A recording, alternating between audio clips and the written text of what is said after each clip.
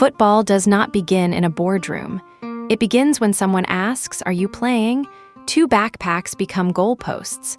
One child rolls the ball, another runs into space. The shirts and languages may differ. The pass still makes sense. An amateur player may search for a free pitch after work. A girl arrives at training to find a team expecting her. An older supporter walks to the turnstile. A family waits for the match to appear at home. Imagine two teams arriving with different rules. Can the ball be carried? What counts as a foul? In 1863, clubs meeting in England agreed one written association code. They did not invent football. They settled one version of the argument before kickoff. The code restricted carrying and hacking, while other football codes continued. Its field lines, fouls, and restarts gave unfamiliar teams a common place to begin. Historians trace the game spread through schools, railways and ports, workplaces, migration, commerce, and empire. Yet a rulebook did not make every place alike. Communities built clubs around their own streets, languages, rivalries, and styles. In England, women's teams drew large crowds during and after the First World War.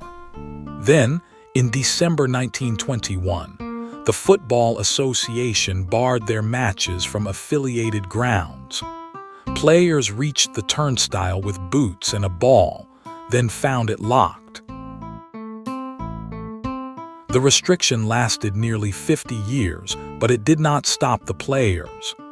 Teams used public parks, carried portable goals, marked lines, and kept arranging matches. That is one English history, not the story of women everywhere. It shows football being shaped both by institutions and by people who keep turning up when an institution says no. Follow one Saturday. A volunteer marks a park pitch. A parent checks the cost of boots, the ticket, the journey, and the screen subscription. A supporter joins the queue. At night, the stadium fills and the broadcast travels beyond it. Deloitte estimated Europe's professional football market at €38 billion in the 2023-24 season. That number measures a particular business. For a family, football's economy is more immediate: what it costs to play, to travel, or to watch. The giant market and local match touch each other. Television money changes kickoff times. Professional heroes fill amateur conversations. Community players become coaches, volunteers, and lifelong supporters.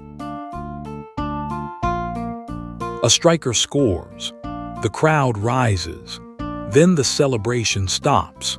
At the 2022 World Cup, semi-automated offside used 12 dedicated cameras to track up to 29 points on each player, 50 times a second. Officials check the kick and the line. The system can make one position more reproducible. It cannot answer the question in the stand: is the wait worth it? That judgment belongs to people. The player may leave for a crowded calendar, another fixture, another flight, an ice pack, and shorter recovery. FIF Pro, the players' union, argues that travel and short recovery squeeze players. That is an important stakeholder claim, not a verdict from everyone in football.